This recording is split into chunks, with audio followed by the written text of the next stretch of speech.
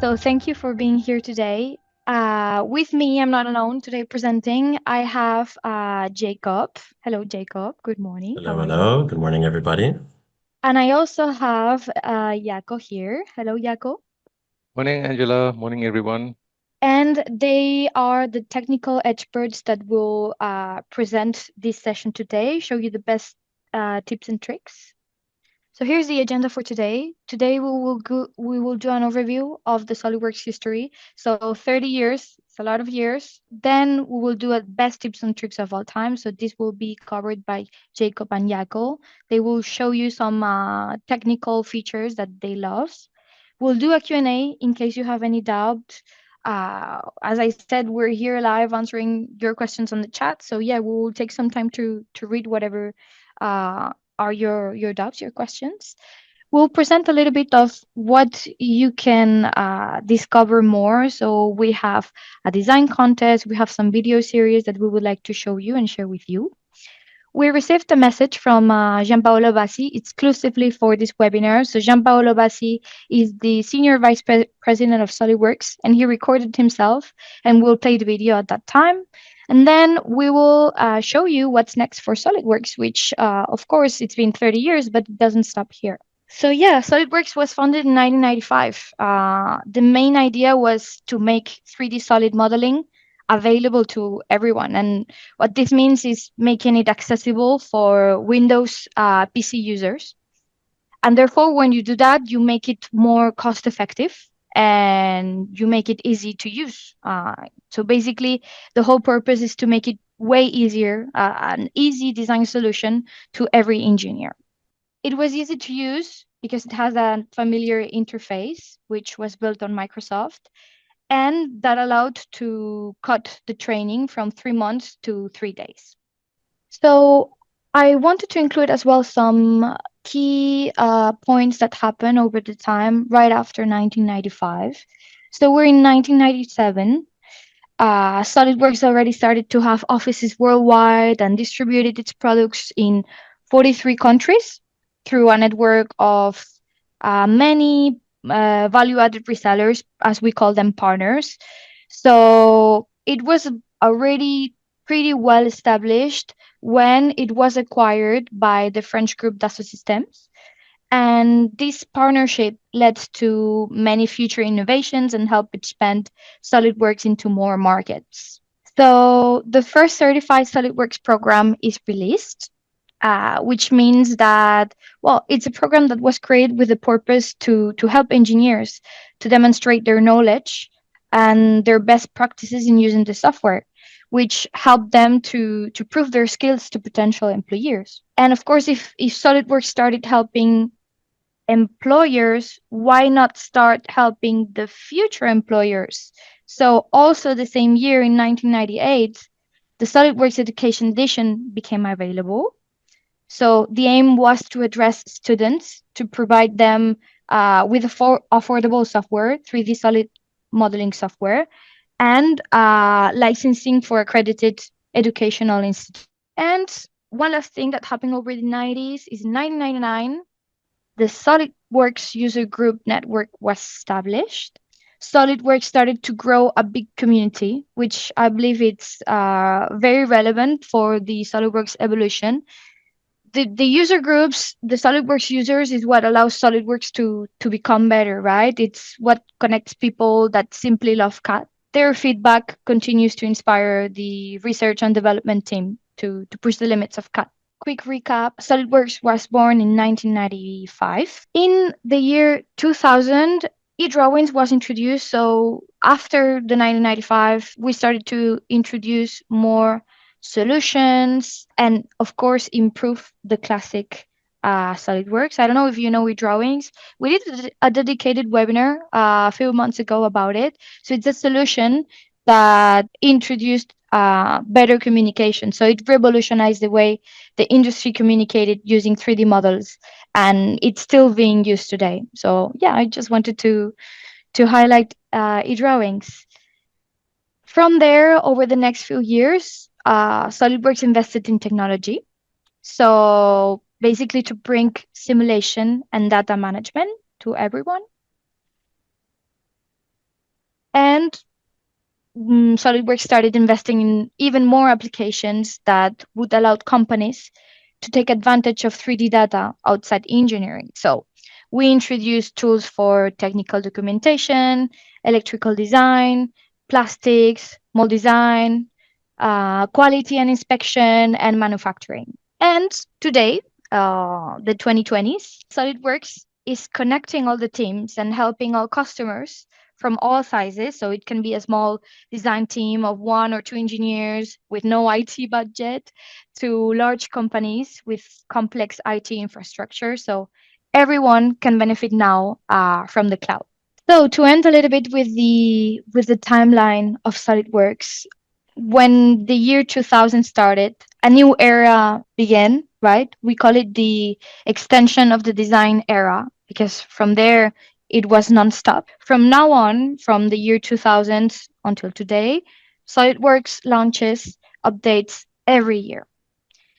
So what about now? We're in the year 2025. I don't know if you heard, but Dassault Systems launched the whole 3D universes concept, which is our next generation platform that brings together artificial intelligence and virtual twins.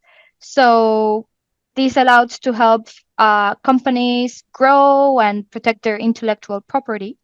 So it's built on the 3D Experience platform, which is a secure environment for global collaboration. And yeah, the idea with Dassault Systems and SolidWorks is that we keep transforming data into real value and driving innovation in many industries. It can be manufacturing, healthcare, consumer goods, all of them.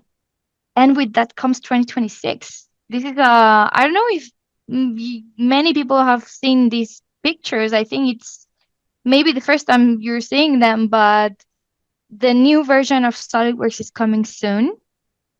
Here's a little bit of a teaser of what it will be about. And we won't say more because we will have a dedicated session about it. But yeah, this is just to highlight the fact that our journey doesn't stop here. All right. So, guys, would you like to share some of the best tips and tricks? With pleasure. Yeah, let's do this. So we've gathered 4 tips and tricks that we'd like to present to you today. And this first one is called Smart Mates, which was made by my colleague Moataz Nashin. So we'll go ahead and cover Smart Mates and what they can be used for. So most of you might know about mating in assemblies. It's one of the most common functions that we'll use when we're trying to put an assembly together. But Smart Mates can really elevate that. So here's what a common mate looks like. We select 2 faces, for example, and then a little menu will pop up, allowing us to select the type of mate we want, or we can pass by the upper left region, the mate assembly in the command manager, and click on that to specify a more in-depth mate. So that's the common way of doing that. But Smart Mates, we can take that to the next level. So with a Smart Mate, essentially what we can do is hold the Alt key, ALT, on your keyboard before you click and drag a face so that it will automatically create the mate once you drag it into a face that accepts that mate configuration. So here we can see it will even propose the menu of the mate that you thinks you want to create. Additionally, we can select different types of elements, for example, a face, a vertex, a linear edge, in order to create that Smart Mate. Another thing that's important to note is that you can press Tab while you're creating that Smart Mate, and it will switch the alignment around. So that's a pretty important feature to keep in mind. Another thing to note is if we want to make these 2 mates at once, having it be concentric and having the faces be coincident, we can use a circular edge and use the Smart Mate on that circular edge to automatically create those 2 mates. As we can see on the left-hand side, we have those 2 mates that were created automatically with one motion, just using that Smart Mate Alt button. So that's pretty important to keep in mind. Let's see how we can evolve this even further. So another way that we can use Smart Mates is by directly having the part that we want to insert and the assembly open at the same time. So we can tile those windows, and what we can do is just drag and drop that part into the assembly, and it will automatically enter that Smart Mate function, which will allow it to be completely positioned the way that the software thinks it wants us to do. After that, we can fix it if need be, but Normally, it is very powerful, and I use it personally whenever I'm inputting a part into an assembly. Another thing we can do, so if I advance this there, just wanted to show all of these smart mates that we have. So these are the 6 different kind of smart mates that exist in 6 different types.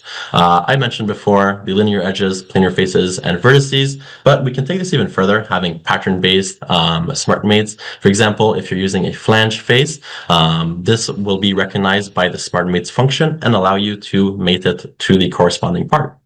As well as that, you'll have these circular edges that we can use to create that peg in hole. So that's when you insert a bolt into a hole easily, just like that. Again, in that little video, it shows that we flipped around that alignment, that's just using the tab key again. So just keep that in mind. That's one of the best advice I can give, is use that tab key when you're using that smart mate to switch around the alignment on the fly. As well, we can use conical faces to create those smart mates. So with the SolidWorks 2025, what's new, or SP 3.0, the Service Pack 3.0, we've added an AI capability.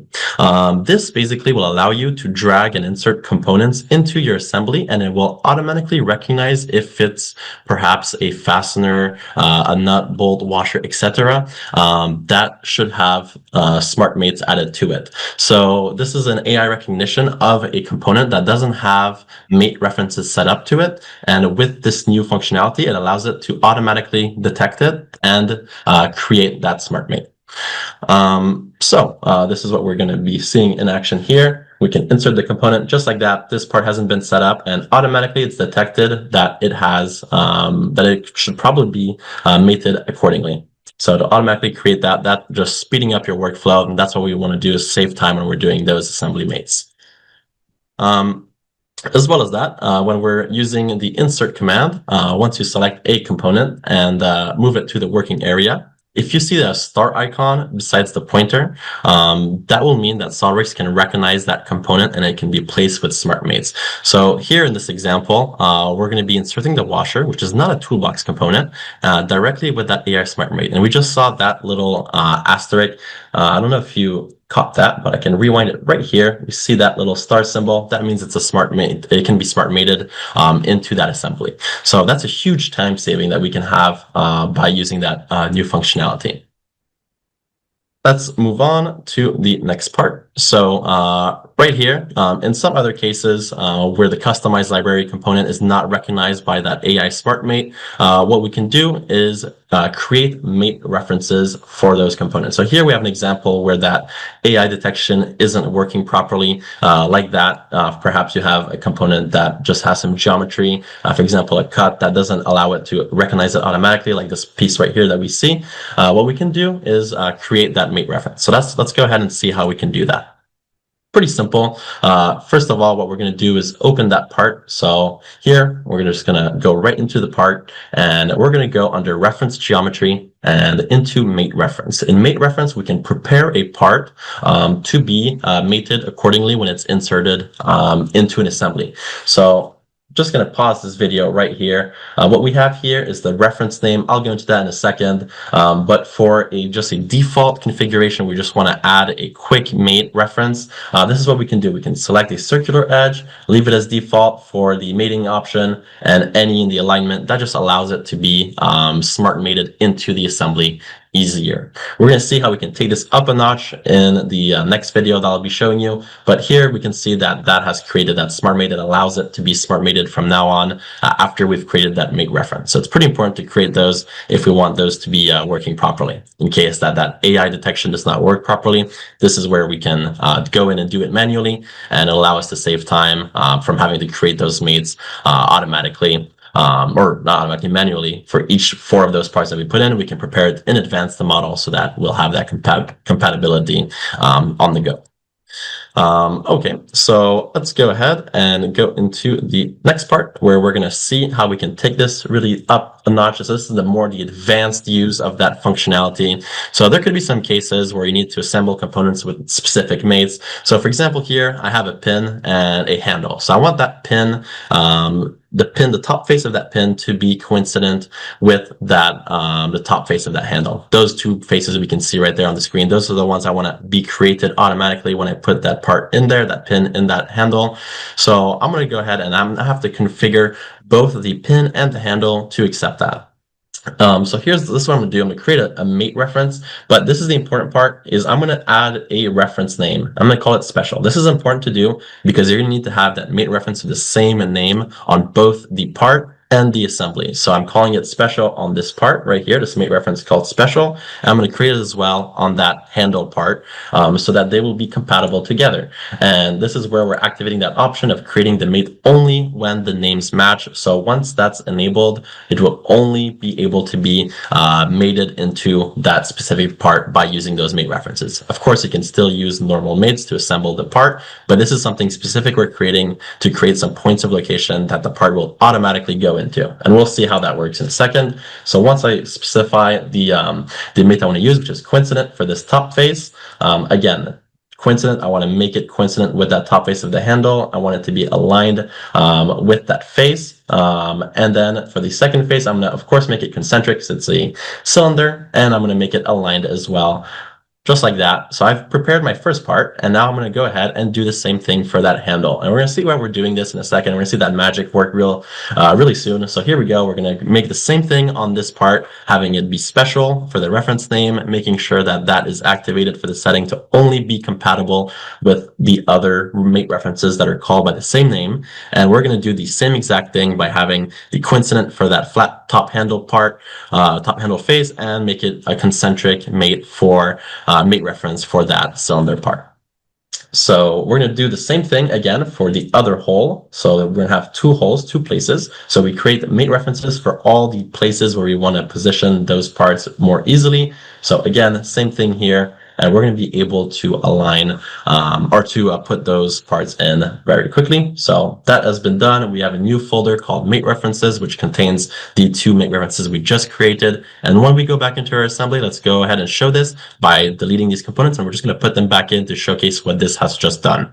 So once we grab in that part that we had just, that pin that we have just created those two, or that one mate reference for, then what we can do is just automatically drag it, and then boom, just like that, it's going to bring up this little interactive button, which will allow us to click which position we'd want to put it to. So just like that, super easily, it will automatically mate itself into the part. Just like that.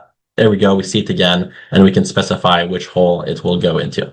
So that is the advanced use of that smart mates. And yeah, I hope that you guys found this useful. For that first tip, I'm going to go right into the next tip, which is how to combine bodies into one solid. So the combined bodies feature is very powerful. It's one of the more advanced tools, I would say, when you're doing modeling, and it allows you to really think about modeling in a different way. And I'll show exactly what I mean by that. I prepared some examples. This is one of the tips I made myself. And in the combined bodies feature, we have three primary options: add, subtract, and common. And I'll go ahead and showcase all three of those, and then talk about some advantages of using the combined bodies function.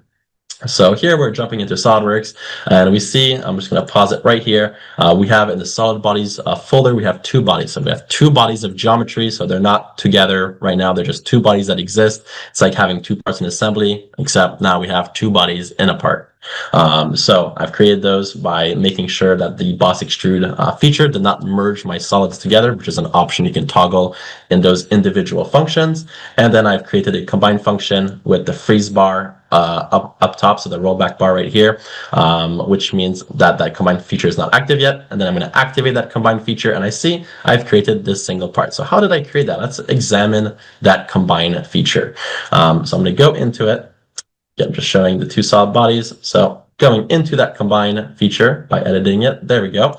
We can see that what I've done is I've selected the common option. So what will that common option do? You see these two bodies here. What I've done is it's going to take that volume that's intersecting between those two bodies, and it's only going to leave that volume after that operation has been completed. So that's with that show preview, that's what we can see what it will look like before we go ahead and process that function. Another thing we can do is the add function. What will the add function do? It will add those two bodies together. It will combine the area, the volume that's intersecting, and make it into just one body. Because before we had this intersecting area was actually intersecting because it was two bodies, but now we've just made it into one body. So there's no intersecting area, just one body, this entire thing.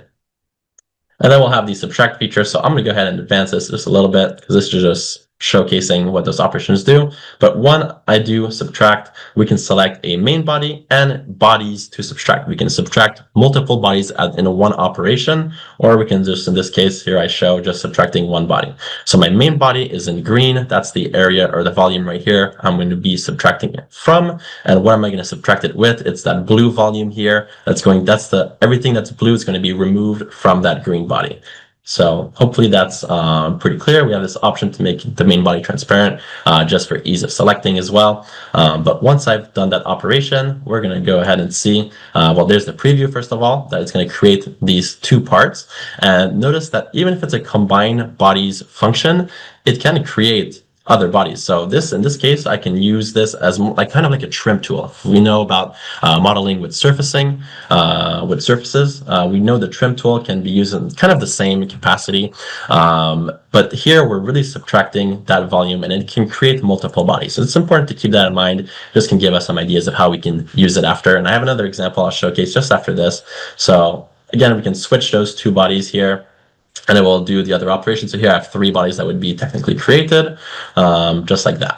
So I'm going to go ahead and switch into another example here. So I prepared three examples, like I said. Another one, this is a cool one. It's one of my favorite examples, I would say, is this little optical illusion. You might have seen this on some like social media posts of like making some cool concepts of optical illusions. But what I've done here is I've created 10 bodies. So why 10 bodies? Because I've written out the word solid and works, 5 letters each, and they're just a big extrusion and they're not connected. So it's just going to be separate bodies.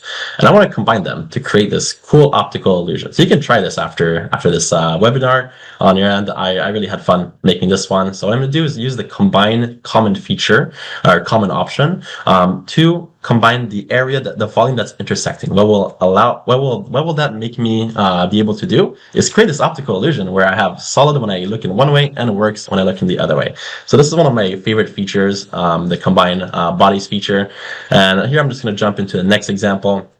This is making a mold that we can do. Of course, there's mold tools, and I encourage you to explore those if it's specific to your industry, etc. in the SolidWorks. But here, if we just want to create the negative volume of a part, I've just created a separate boss extrude. So I just created a new body using that boss extrude, just like that, where I have deactivated that merge result, which we just saw, which will create that new body.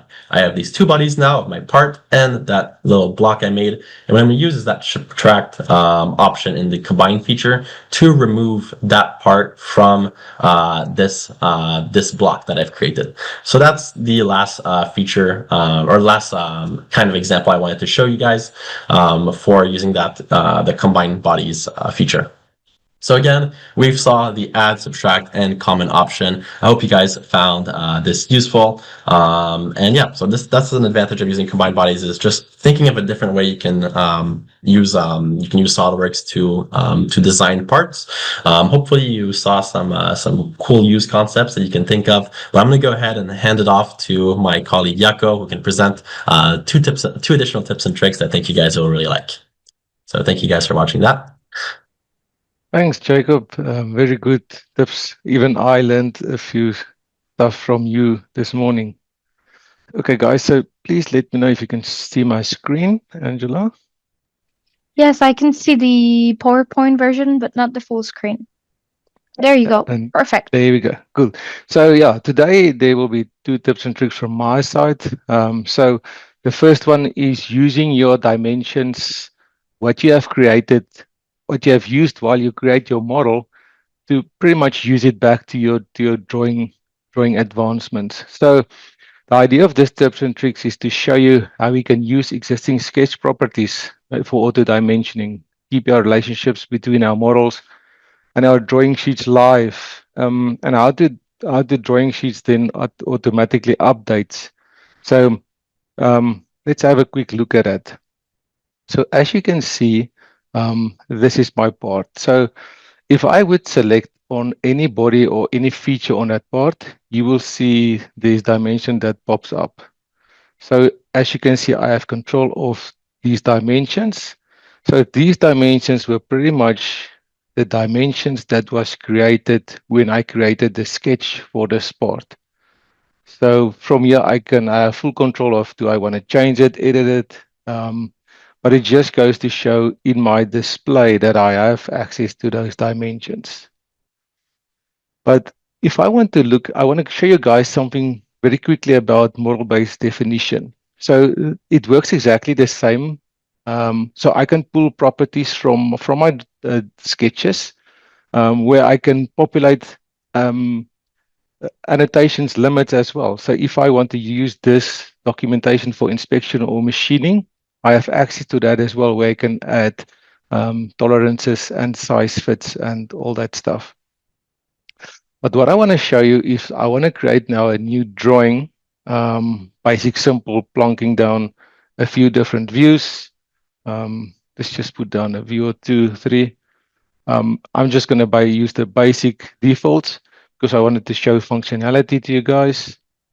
And now I can do the old traditional way of start dimensioning these. As you can see, all my basic dimension features functions are there. Or I can simply go and say, listen, let's use the model information I've used to design and model this. So I want to pull up those dimensions which I used when I modeled this part. I'm just going to do some basic settings. I want to eliminate duplicate dimensions. You can see there's a few settings that I can adjust as well. And then just by selecting a view, it populates those dimensions using my model properties. It's a bit cluttered, so I can just clean this out, move it around, change the dimension styles the way I want it to. If there's specific dimensions that I don't need on the sheet, I can pretty much just delete it. So yeah, and the nice part, the powerful part of this is when my model updates the sketch dimensions or dimensions where I need to edit that part, this sheet will then automatically update. So it just goes to show that I don't have to recreate all those dimensions manually. And it works fairly well when we work with basic, simple drawings and models like this, just to quickly, easily populate those dimensions for us. Then I want to show some tips from my colleague, the simulation expert, Eric, which is also on the call, but he's not presenting. So what we want to showcase here is when we want to do some simulation on parts, how to simplify those models for us. So when we want to prepare your CAD model for the simulation, it's very important to focus on the simplification of our models. The simpler the model are, obviously the faster the simulation will be. So we will focusing on this boom assembly. So to avoid to create new models, using configurations is recommended. This allows to conserve digital continuity in your workflow and avoid create confusion with new assembling or parts. We can use this configuration at assembly level, also at part level. And let's call this simplified for now. So we can use selection tools to quickly select and suppress components from the assembly. For example, we can use the select toolbox.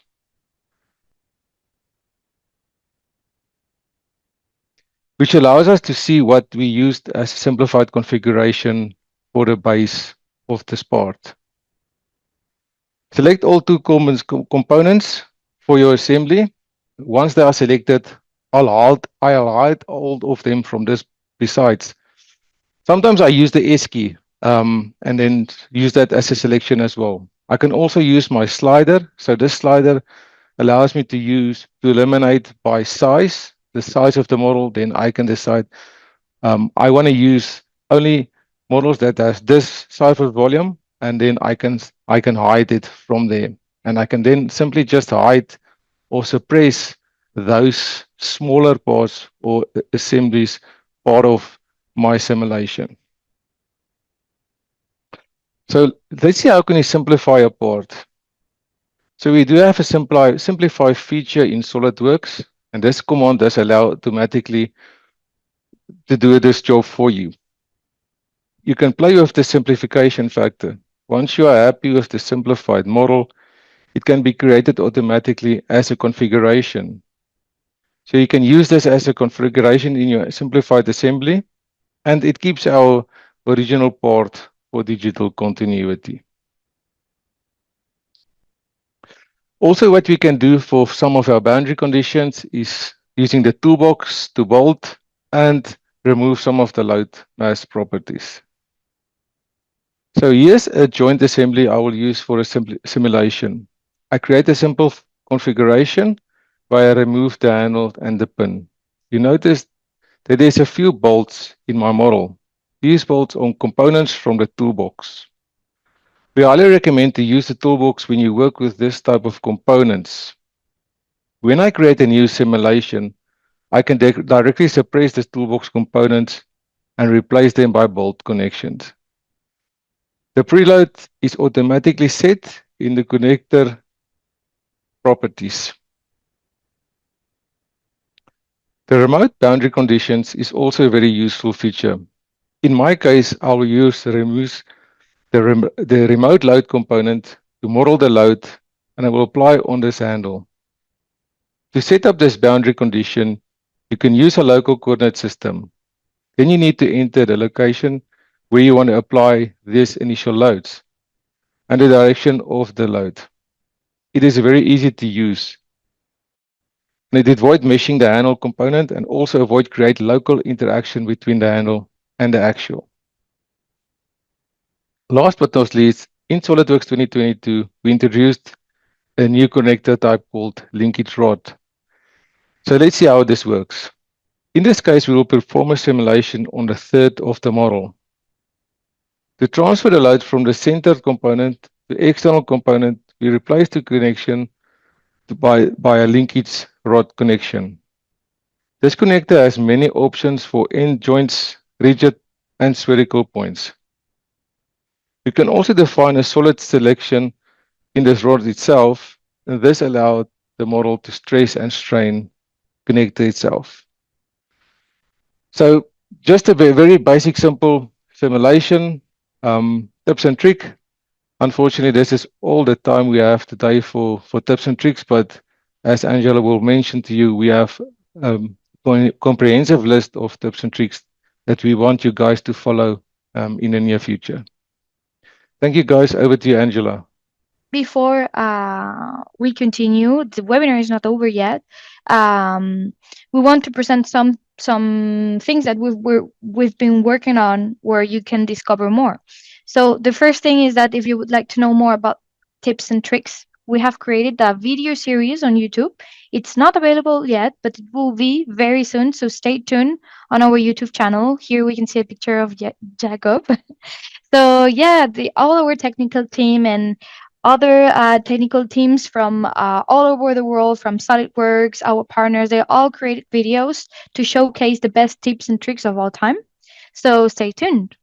And another thing that we wanted to introduce to you is that we're working on a contest. So the idea of this contest is that you showcase your creativity through your most remarkable 3D projects. There will be different phases of this contest. So the phase one is that you have to share an image of your project on LinkedIn. You have to use some specific hashtags for that. And the top 10 finalists with the most likes and comments will receive an official 30 years SolidWorks contest certification, and we'll move on to phase two. So phase two is that the top 30, you will have to share a video, a time-lapse video showing how you built your project. And of course, it has to be with SolidWorks. And the 3 winners will be selected by a jury composed of members from the SolidWorks User Group Network. The 3 winners will receive tickets to the 2-day event, 3D Experience World 2026 in Houston next year. So not only the tickets to the event, the winners will also get the 2 nights in the hotel and the whole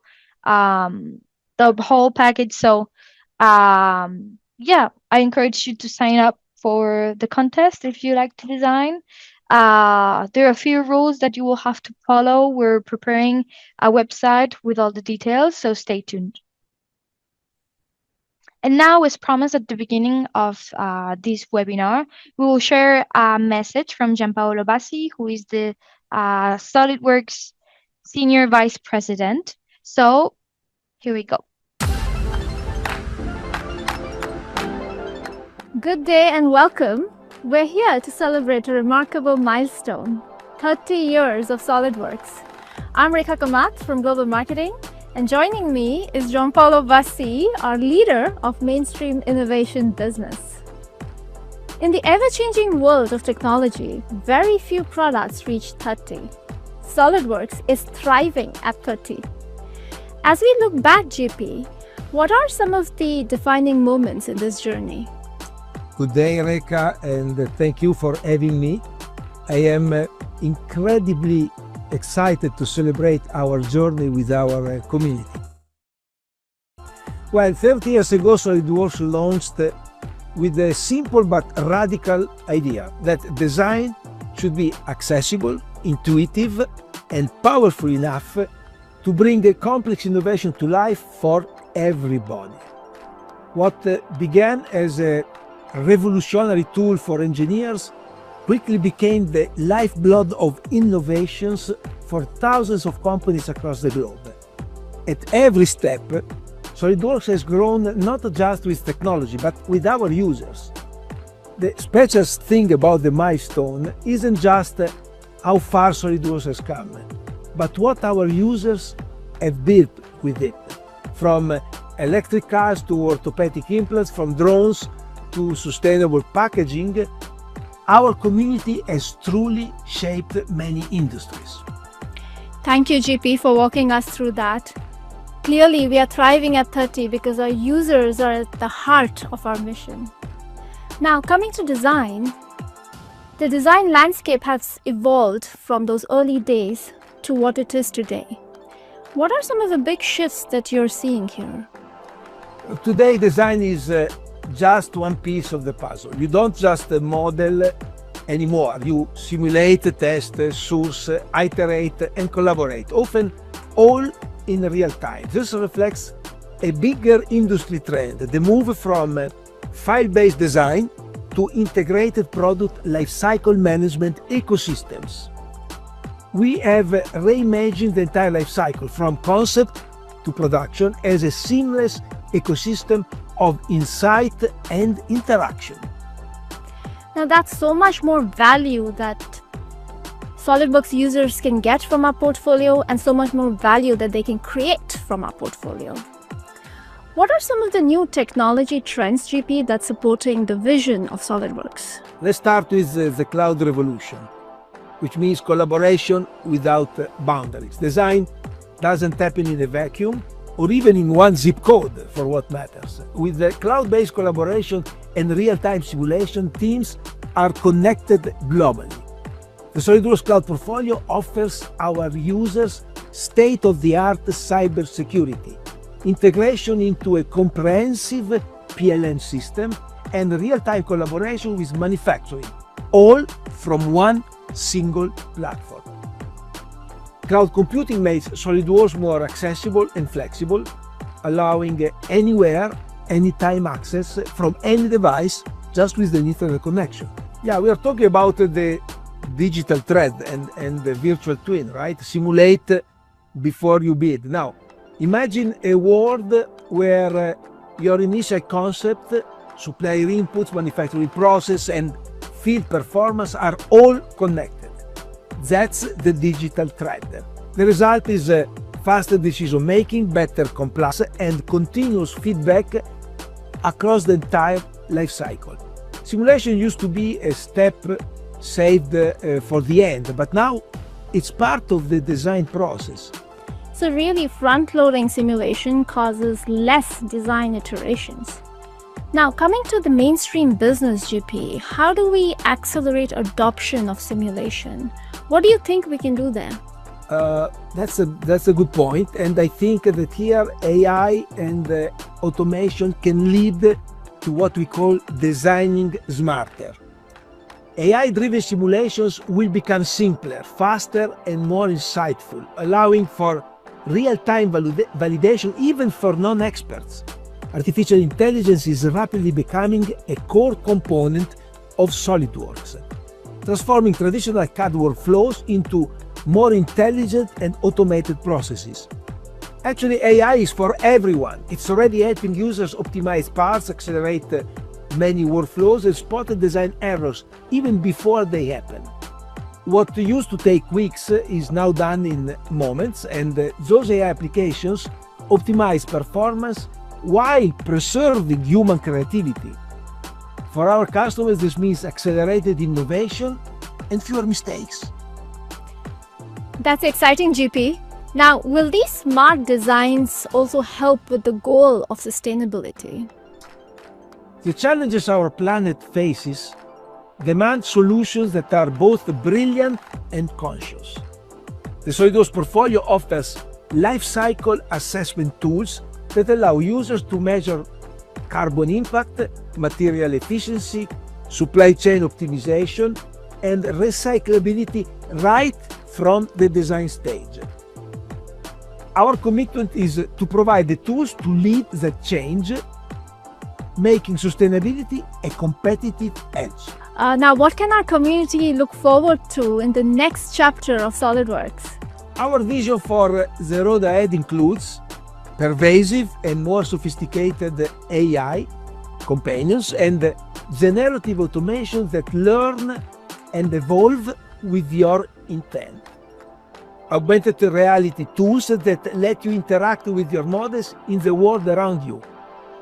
Natural language interactions such as voice-controlled operations, 3D model generators for text prompts, pictures, sketches, and so on. The future of SolidWorks is fundamentally centered around a new concept introduced at Dassault Systèmes called 3D universes, which blends AI, virtual twins, simulation, and real-world data into a unified digital environment. GP, I truly believe that our first 30 years at SolidWorks are just the beginning, don't you think? Indeed, Reka. The best part of SolidWorks' journey is what's coming next. As they say, right? The best is yet to come. With that, GP, we thank our users for their trust, your feedback that keeps us motivated and inspired to do more. Thank you, GP. And with that, let's have a great 30-year anniversary celebration together. Yes, thank you. I'm going to share back and continue with the question that Gianpaolo said at the end, right? So what's next for SolidWorks? We will have soon the new release of SolidWorks, the what's new in 2026. We hope you can join us for the next webinar where we will cover everything that's new, the new features of SolidWorks. So this webinar, it will be mid-October. Stay tuned. We will send an email to everyone with the invite. And we encourage you as well to attend our reseller events where they are basically doing physical meetups and they will present all the features there physically with you. So I'm sure if you go to the site and look up your country, you will be able to find events in your territory. And that's it. Thank you, everyone, for being here today. Bye. Bye.